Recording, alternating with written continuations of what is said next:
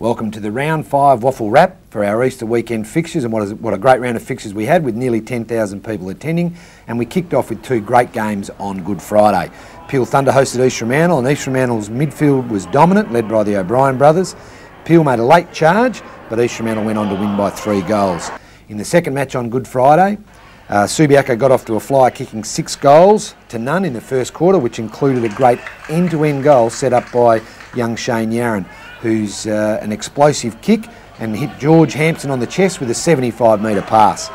East Perth clawed their way back, up by 2 goals at 3-quarter time, but a dominant performance by George Hampson with 24 touches and 5 goals saw Subiaco run out winners by 4 goals. Saturday, West Perth hosted the winless Bulldogs. West Perth put their body on the line early. Andrew Cracker's first game in the red and the blue. He was held to 7 touches but kicked a goal. South Fremantle were led by Ben Saunders, hitting form again with 7 goals, and Hayden Sloyth, probably the dominant midfielder in the WAFL at the moment, backing up 38 touches last week with another 37 and setting up a goal. The Bulldogs won eventually by 23 points. Sunday was a great game out at Lathlane Park, and with a really good crowd in attendance, Perth versus Swan Districts in a really exciting game. We probably could have seen the mark of the year by Tony Knott from Swan Districts. Perth were in the box seat, but an epic last quarter fight back by Swan Districts saw them steal an amazing win by 1 point. The tribunal wrap for round 5 sees 2 players facing the tribunal on Thursday night this week due to the public holiday. We have Perth's Mitch Morton up on a striking charge, and Swan District's Tim Gapin also facing a striking charge. We're going to cover off on some of the exciting performances by individuals for the week.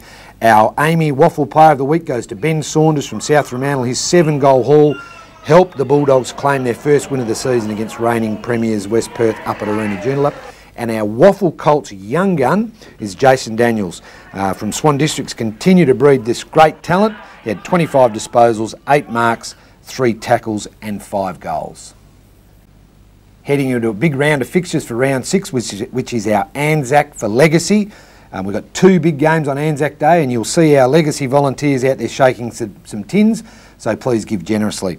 So we have our first Fremantle Derby of the season, East Fremantle versus South Fremantle, which should be an absolute cracker. It's a standalone game starting at 3 p.m. at East Fremantle Oval, and then what's developing a real strong rivalry is the Swan Districts West Perth game up at Steel Blue Oval. The league game kicks off at 2:45, and we do have a reserves games there at 12 p.m. as well. For the East Fremantle, South Fremantle supporters, your Colts and reserves will be playing in the traditional time slots on Saturday morning. We move to Saturday games at Medibank Stadium, East Perth versus Perth. This game was a cracker last year as well, so we really want to see you support that one. And for the first time at the Claremont Showgrounds, we've got Claremont hosting Peel Thunder, and for all those Claremont and Peel supporters, it's great news that the Showgrounds railway station will be open for all of Claremont's home games, so kick off this weekend.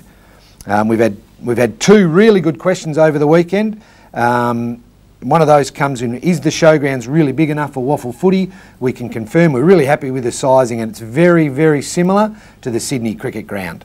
And the second question was, why do we have no games scheduled for Easter Monday?